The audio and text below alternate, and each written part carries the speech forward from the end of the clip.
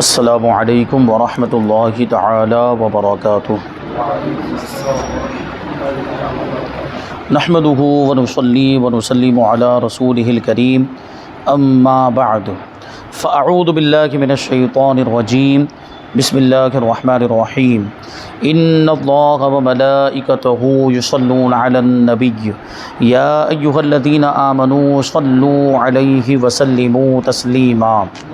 اللہم صلی علی سیدنا ومولانا محمد معدن الجود والکرم وآلہ الکرام وابنہ الکریم وبارک وسلم صلاۃ وسلاما علیک یا رسول اللہ صلی اللہ تعالی علیہ وسلم۔ سجدہ تلاوت کا بیان جاری ہے۔ سجدہ تلاوت یعنی جو سجدے کی آیت ہوتی ہے اس کو پڑھنے یا سننے کی وجہ سے جو سجدہ واجب ہوتا ہے اس کو سجدہ تلاوت کہا جاتا ہے، اور اسی بیان میں آگے انشاءاللہ سجدہ شکر کو بھی بیان کریں گے، اس کے مسائل بھی بیان کریں گے۔ تو یہاں پہ بہت ساری باتیں اس سے پہلے والے درس میں بیان کی گئی اور بہت سارے مسائل بھی بیان کیے گئے سوال جواب کی شکل میں۔ یہاں پر ایک اور سوال ہے کہ سجدہ تلاوت میں 2 سنت اور 2 مستحب کون سے ہیں؟ جواب: سجدہ تلاوت سے پہلے اور بعد میں دونوں بار اللہ اکبر کہنا سنت ہے، یعنی کھڑے ہو کر اللہ اکبر کہتے ہوئے سجدے میں گئے، پھر اللہ اکبر کہتے ہوئے سجدے سے فارغ ہونے کے بعد اللہ اکبر کہتے ہوئے کھڑا ہونا، یہ دونوں تکبیریں جو ہیں یہ دونوں مواقع پر اللہ اکبر کہنا سنت ہے، اور کھڑے ہو کر سجدے میں جانا اور سجدے کے بعد کھڑا ہونا یہ دونوں قیام مستحب ہے، یعنی کھڑے ہو کر سجدے میں گئے اور پھر سجدہ کرنے کے بعد پھر کھڑے ہو جانا، تو اس کو قیام کہا جاتا ہے، یہ دونوں مستحب ہیں۔ تو میں نے جو عرض کیا تھا کہ اگر بیٹھے بیٹھے بھی سجدہ کرنا چاہتے ہیں تو اس سے بھی وہ سجدہ ادا ہو جائے گا، لیکن یہ مستحب جو ہے وہ چھوٹ جائے گا۔ مستحب طریقہ یہی ہے کہ کھڑے ہو کر سجدے میں جائے اور سجدے کے بعد پھر کھڑا ہو جائے۔ کبھی ایسا ہوتا ہے کہ بہت سارے سجدے باقی ہیں، یہ جیسے پورا قرآن شریف پڑھ لیا اور ایک بھی سجدہ نہیں کیا، 14 کے 14 سجدے ایک ساتھ میں کرنے ہیں، تو اب وہ 14 کے 14 سجدے اگر ایک ساتھ میں الگ الگ بھی کیے جا سکتے، ضروری نہیں ہے کہ وہ 14 سجدے ایک ساتھ میں ہی کرے، 2 ابھی کر لے، 2 بعد میں کرے، 2 کبھی کسی اور موقع پر کر لیے، تو اس میں تو بڑی آسانی ہے۔ لیکن مان لیجئے کہ کوئی اپنی فرصت کے اعتبار سے کہ ابھی موقع ملا ہے، بعد میں ہو سکتا ہے موقع نہ ملے، تو اس نے سوچا کہ 14 کے 14 سجدے میں ایک ساتھ میں ہی کر لوں، تو اب اگر وہ ہر سجدے کے بعد اٹھے گا اور ہر سجدے میں پھر وہ واپس سجدے میں جائے گا، کھڑا ہوگا بیٹھے گا، کھڑا ہوگا بیٹھے گا، تو 14 مرتبہ ایسا کرنے میں وہ بڑا تھک جائے گا، اور اس کی وجہ سے اس کو تھوڑی ہو سکتا ہے، ممکن ہے کہ پریشانی کا سامنا کرنا پڑے۔ کوئی آدمی صحت مند ہے، طاقتور ہے تو وہ کر بھی سکتا ہے، کوئی حرج بھی نہیں ہے، اور بہتر تو یہی ہے، پھر بھی زیادہ ثواب تو اسی میں ہے کہ ہر سجدے سے پہلے بھی کھڑا ہو اور سجدے کے بعد بھی وہ کھڑا ہو، یہ مستحب طریقہ ہے۔ لیکن ایسی صورت میں کہ جب 14 سجدے ساتھ میں بلکہ ممکن ہے کہ 14 سے بھی زیادہ سجدے ہوں، کئی مرتبہ قرآن شریف ختم کر چکا ہے لیکن اس نے سجدے نہیں کیے تھے، اتنے سارے سجدے باقی ہے، 14 سے بھی زیادہ ہو سکتا ہے، 28 سجدے باقی ہوں یا اس کے بھی ڈبل ہوں، تو سب اگر ساتھ میں کرنا چاہتا ہے تو پھر وہ بیٹھ کے بھی کر سکتا ہے، بیٹھ جائے، جیسے نماز کے اندر قاعدے کی حالت میں بیٹھتے ہیں، پھر اللہ اکبر کہتا ہوا سجدے میں چلا جائے اور پھر اللہ اکبر کہتا ہوا سجدہ مکمل کرنے کے بعد پھر وہ اسی قاعدے کی حالت میں واپس آ جائے، پھر اور سجدہ کرے، اس طرح جتنے بھی سجدے کرنے ہیں وہ مکمل کر لے۔ آگے ایک سوال ہے کہ وہ کون سی صورت ہے کہ آیت سجدہ سنی اور سجدہ کیے بغیر ہی اس کا سجدہ ہو گیا؟ بہت اہم سوال ہے کہ آیت سجدہ سنی تو صحیح لیکن سجدہ کیا نہیں، پھر بھی سجدہ ادا ہو گیا؟ تو جواب ہے کہ اگر امام سے آیت سجدہ سنی مگر امام کے سجدہ کرنے کے بعد اسی رکعت میں شامل ہوا تو امام کا سجدہ اس کے لیے بھی ہو گیا، اور دوسری رکعت میں شامل ہوا تو اب نماز کے بعد سجدہ کرے۔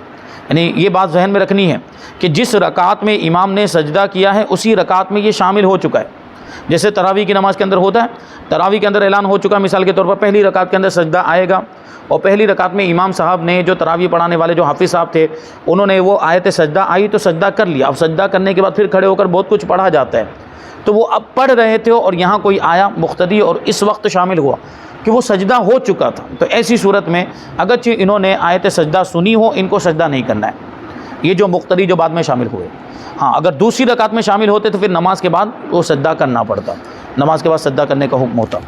آگے ایک سوال ہے کہ نماز میں آیت سجدہ پڑھی تو سجدہ کرنے میں کتنی تاخیر کرنے سے گنہگار ہوگا؟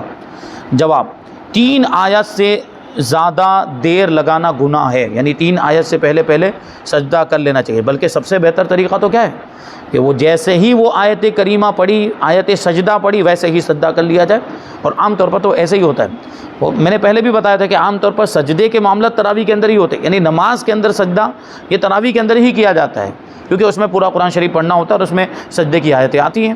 ورنہ جو عام نمازیں ہوتی پانچوں وقت کی نمازوں میں سجدے کی آیت پڑھی بھی نہیں جاتی اور سجدہ کیا بھی نہیں جاتا. ٹھیک ہے، تو یہ ہوتا ہے. تو اگر سجدے کی آیت پڑھی ہے تو 3 آیت سے زیادہ دیر لگانا گناہ ہے، یعنی یا تو اسی آیت پر سجدہ کر لے، یا 1 آیت کے بعد یا 2 آیت کے بعد کر لے، یا 3 آیت کے بعد بھی کر سکتا ہے. 3 آیت سے زیادہ تاخیر کرنا یہ درست نہیں ہے، گناہ ہے. تراویح یا کسی بھی نماز میں اگر آیت سجدہ پڑھے تو فوراً سجدہ واجب ہے، فوراً کر لینا چاہیے. نہیں، فوراً کا مطلب یہی ہے کہ 3 آیت سے پہلے کر لے، 3 آیت کے اندر. اچھا، ایک سوال جو ہے وہ کل کیا گیا تھا کہ اگر کسی نے موبائل کے اندر آیت سجدہ سنی، موبائل کے اندر تلاوت چلا دی، یا مثال کے طور پر اسی طریقے سے جو پرانے زمانے میں ٹیپ ریکارڈر چلتا تھا، کیسٹ چلتے تھے، وہ اس میں کسی نے سنا، کمپیوٹر کے اندر کسی نے تلاوت کو چلا دیا اور اس میں سن رہا ہے، اس میں آیت سجدہ آ گئی، تو کیا ایسی صورت میں سجدہ کرنا پڑے گا؟ تو اس کا جواب یہ ہے کہ ریکارڈ شدہ اگر قرآن شریف ہے اور اس کی تلاوت ہم سن رہے ہیں، ریکارڈنگ میں بج رہا ہے، تو یہ موبائل کے اندر بھی ریکارڈ شدہ ہی ہے، ریکارڈڈ ہے، اس کو سننے سے سجدہ تلاوت واجب نہیں ہوتا. اس میں اگر آیت سجدہ آتی ہے، ریکارڈ شدہ قرآن پاک کی تلاوت اس میں چل رہی ہے اور اس میں آیت سجدہ آ گئی، تو اس کی بنیاد پر سجدہ تلاوت واجب نہیں ہوگا. یہ ایسے ہی ہے جیسے کسی پرندے سے قرآن کی تلاوت سننا. اور اس کی صراحت فقہاء کرام نے اپنی کتابوں کے اندر کی ہے کہ اگر کوئی پرندہ تلاوت کرنا سیکھ لے، اور پرندوں میں عام طور پر کون بولنا سیکھتا ہے؟ طوطا. تو طوطے کو کسی نے قرآن شریف پڑھنا سکھا دیا، اور یہ اچھی بات ہے، وہ الٹی سیدھی باتیں سکھاتے ہیں. گھروں میں جو لوگ طوطوں کو پالتے ہیں، پتہ نہیں، ہم نے تو کتنی جگہوں پر ایسا بھی دیکھا وہ طوطا گالیاں بھی دیتا ہے. تو یہ سب سکھانے سے بہتر ہے کہ اس کو کچھ اچھا سکھایا جائے. اگر اس سے ہم تفریح تباہ کرنا چاہتے ہو، کچھ اپنے دل کو بہلانا چاہتے ہو، طوطے کو رکھنے کا ایک مطلب یہ ہو کہ دل بہلائیں گے، کچھ خوش طبی ہوگی، کچھ اچھا مطلب محسوس ہوگا، یہ تو اس کو اچھی چیزیں سکھائی جائے، تب وہ اچھی بات بولے گا تو ہم کو خوشگواری کا احساس ہوگا. اور قرآن پاک کی تلاوت کرے گا تو یہ تو اور اچھی بات. مان لیجئے کہ طوطے کو کسی نے آیت سجدہ سکھا دی، اب وہ آیت سجدہ پڑھ رہا ہے، تو اس کی وجہ سے سننے والے پر سجدہ تلاوت واجب نہیں ہوتا. تو سوچنے جیسی بات ہے کہ طوطا تو ایک جاندار ہے، لیکن ہے انسان نہیں ہے، جانور ہے، انسان کے علاوہ دوسری مخلوق ہے، اور یہ تو بالکل بے جان ہے. اس میں سے جو آواز نکل رہی ہے، موبائل میں سے جو آواز نکل رہی ہے، یا ٹیپ ریکارڈر میں سے جو آواز نکلے، یا کمپیوٹر میں سے، وہ بے جان چیز میں سے آ رہی. وہاں کوئی براہ راست پڑھنے والا نہیں ہے، لائیو بالمشافہ ہمارے سامنے کوئی پڑھنے والا موجود نہیں ہے جس کی اصلی آواز ہم تک پہنچ رہی ہو. تو ایسی صورت میں ریکارڈڈ تلاوت کلام سنتے وقت آیت سجدہ آئے تو اس کی وجہ سے سجدہ تلاوت واجب نہیں ہوتا. آگے سوال ہے کہ نماز میں سجدہ تلاوت کے بعد کھڑے ہو کر بغیر کچھ تلاوت کیے ہوئے رکوع کرنا کیسا ہے؟ یعنی کیا مطلب ہوا کہ عام طور پر تو کیسا ہوتا ہے کہ نماز میں آیت سجدہ آئی تو اس میں سجدہ کرتے ہیں، یعنی قیام سے ڈائریکٹ سجدے میں چلے جاتے ہیں، پھر کھڑے ہوتے ہیں، پھر کچھ نہ کچھ پڑھتے ہیں، پھر رکوع کرتے ہیں. عام طور پر تو یہ ہوتا ہے. اور اگر بعد میں یعنی سجدہ تلاوت کرنے کے بعد جب کھڑے ہوئے کچھ بھی نہیں پڑھا اور ڈائریکٹ رکوع میں چلے گئے تو ایسا کرنا کیسا ہے؟ جواب دیتے کہ ایسی صورت میں سجدہ تو ادا ہو جائے گا، مگر ایسا کرنا مکروہ ہے، یعنی سجدہ کرنے کے بعد بھی کچھ نہ کچھ تلاوت کرنی چاہیے. یہ صحیح طریقہ. آگے سوال ہے کہ اگر کسی پر بہت سے سجدہ تلاوت ہوں اور وہ انہیں ادا کیے بغیر مر جائے یا ادا کرنے سے عاجز ہو جائے، یعنی بالکل آخری وقت آ گیا، ویسی کیفیت ایسی حالت ہے، شیخ فانی ہو گیا، یعنی اس کے اندر سجدہ کرنے کی طاقت رہی ہی نہیں، اتنا کمزور ہو گیا، یا تو سجدہ کیے بغیر ہی مر گیا، تو کیا کریں گے؟ تو اس کی سبک دوشی کی کیا صورت ہوگی؟ بری الذمہ ہونے کی، جو اس کے ذمے پہ اب جو یہ سجدے باقی تھے اس کے لیے کیا کیا جائے؟ تو جواب دیتے ہیں کہ شریعت میں سجدہ تلاوت کا کوئی بدل یا فدیہ نہیں ہے. جیسے نمازوں کا فدیہ لوگ ادا کرتے ہیں اور روزوں کا فدیہ ادا کرتے ہیں، حالانکہ وہاں پر بھی یہ مسئلہ نہیں ہے، یہ حکم نہیں ہے کہ وہ فدیہ نماز کے قائم مقام ہو جائے گا، نہیں، بلکہ وہ دل کے اطمینان کے لیے کہ ہو سکتا ہے اللہ تبارک و تعالیٰ اس فدیے کے بدلے میں، اس فدیے کی برکت سے، اس صدقے کی برکت سے جو نماز نہ پڑھنے کا گناہ ہوا، نماز کو چھوڑ دینے کا جو گناہ ہوا، جو نمازیں باقی رہ گئی، ہو سکتا ہے اس گناہ کو اللہ تبارک و تعالیٰ معاف فرما دے. ورنہ یہ فدیہ نماز کے قائم مقام ہو ہی نہیں سکتا. نماز ہے، فدیہ ہے، دونوں کی الگ الگ حیثیت ہے. تو نماز کے بدلے میں تو وہاں یہ حکم ہے فدیہ وغیرہ دینے کا یا روزے کے بدلے میں، لیکن سجدہ تلاوت کا کوئی بدل نہیں ہو سکتا اور اس کا کوئی فدیہ بھی نہیں ہے۔ اسی لیے جو ادا نہ کر سکا اس پر مرتے وقت اس بارے میں کوئی وصیت کرنا لازم نہیں۔ جیسے نماز، جن کی نمازیں باقی رہ جاتی وہ وصیت کر کے جاتے، کبھی میری 50 نمازیں باقی رہ گئی ہیں تو میرے مال میں سے پہلے ان کا فدیہ ادا کرنا، 50 نمازوں کا فدیہ ادا کرنا، اور اسی طرح 25 روزے رہ گئے ہیں مثال کے طور پر، تو میرے 25 روزوں کا فدیہ ادا کرنا، پھر آپس میں تم لوگوں کو جو میرا مال ہو وہ تقسیم کرنا۔ اپنے وارثوں کو یہ وصیت کر کے گیا ہے، تو اگر یہ 1/3 کے اندر آتا ہے، 1/3 کے اندر آتا ہے، تو وارثوں پر اس کو نافذ کرنا لازم اور ضروری ہوگا، ان کے اوپر یہ واجب ہوگا، اس وصیت کو پورا کرنا ان پر واجب ہوگا۔ اور اگر مرنے والے نے کوئی وصیت نہیں کی اور وارثین اپنی طرف سے فدیہ دینا چاہتے ہیں تو ان کو اختیار ہوگا، ان پر واجب نہیں ہے۔ اگر وصیت نہیں کی ہے تو ان پر ضروری نہیں ہے، وہ اپنے والد صاحب کا یا مرحوم کا فدیہ ادا کرنا چاہتے ہیں تو کر سکتے ہیں۔ تو دیکھیے یہاں پر اگر سجدہ تلاوت باقی رہ گیا تو مرتے وقت کوئی وصیت کرنا لازم نہیں ہے، یا تو ادا کر لیں اور ادا کرنے سے عاجز ہو تو توبہ کریں، اس کے علاوہ کوئی صورت نہیں ہے۔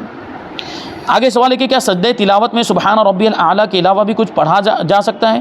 سبحان ربی الاعلیٰ جو سجدے کی تسبیح ہے، اس کے علاوہ بھی سجدہ تلاوت میں کچھ اور پڑھ سکتے ہیں؟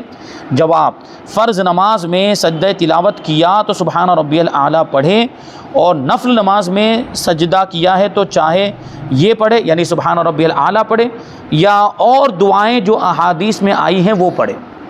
یہ نفل نماز میں، یعنی اگر فرض نماز میں سجدہ کر رہے ہیں نماز کی حالت میں تو اس میں تو وہ سبحان ربی الاعلیٰ ہی پڑھنا ہے، اور نفل نماز کے اندر اگر سجدہ کیا، یعنی نفل نماز کے اندر آیت سجدہ تلاوت کی اور نفل نماز کے اندر اب یہ سجدہ تلاوت کر رہا ہے تو اس میں یہ سبحان ربی الاعلیٰ بھی پڑھ سکتا ہے، جو حدیثوں میں جو دعائیں آئی ہیں وہ بھی پڑھ سکتا ہے۔ ان میں سے ایک دعا یہاں پہ حاشیے میں لکھی ہوئی ہے، کون سی دعا ہے؟ سجد وجہی للذی خلقہ وصورہ وشق سمعہ وبصرہ بحولہ وقوتہ فتبارک اللہ احسن الخالقین۔ بہت ہی پیاری یہ دعا ہے، اس کا ترجمہ آپ سماعت کریں گے تو آپ کا دل جھوم جائے گا۔ کہتے ہیں کہ میرے چہرے نے سجدہ کیا اس کے لیے جس نے اسے پیدا کیا، یعنی جس نے چہرے کو پیدا کیا اور اس کی صورت بنائی اور اپنی طاقت و قوت سے کان اور آنکھ کی جگہ پھاڑی، آنکھ کی جگہ کو پھاڑا، یہ آنکھ بنائی اور کان بنائے۔ برکت والا ہے اللہ کریم جو اچھا پیدا کرنے والا ہے۔ تو یہ دعا بھی حدیث میں آئی ہے، یا یہ دعا بھی کہہ سکتے ہیں، یہ پڑھ سکتے ہیں سبحان ربنا ان کان وعد ربنا لمفعولا، کہ پاک ہے ہمارا رب، بے شک ہمارے پروردگار کا وعدہ ہو کر رہے گا، جو اس نے فرمایا وہ ہو کر رہے گا، جیسا پروردگار کا ارشاد ہے، اس کے خلاف نہیں ہو سکتا، اور جو اللہ تبارک و تعالیٰ نے فرما دیا وہ ہوگا۔ تو یہ پڑھ سکتے ہیں۔ ہاں تو اب یہ سوچیں کہ نماز کے اندر جو یہ تھا، اگر فرض نماز میں سجدہ کیا ہے تو اس میں سبحان ربی الاعلیٰ پڑھنا ہے، اور نفل نماز میں سجدہ کیا ہے تو سبحان ربی الاعلیٰ بھی پڑھ سکتے ہیں اور یہ دعائیں بھی پڑھ سکتے ہیں۔ اب سوال یہ ہے کہ نماز کے باہر اگر سجدہ کر رہے ہیں تو جب نفل نماز میں یہ دعائیں پڑھ سکتے ہیں تو نماز کے باہر بدرجہ اولا یہ دعائیں پڑھ سکتے ہیں، سبحان ربی الاعلیٰ بھی پڑھ سکتے ہیں اور یہ دعائیں بھی پڑھ سکتے ہیں۔ اگر وقت میں گنجائش ہو تو یہ دعائیں سب شامل کر لیں، ان دعاؤں کو یاد کر لیں اچھی طرح سے، مخرج کے ساتھ، صحیح تلفظ کے ساتھ، پھر سجدے میں پڑھیں۔ آگے ایک سوال ہے کہ اگر آیت سجدہ پڑھنے یا سننے والا فوراً سجدہ نہ کر سکے تو اسے کیا کہہ لینا چاہیے؟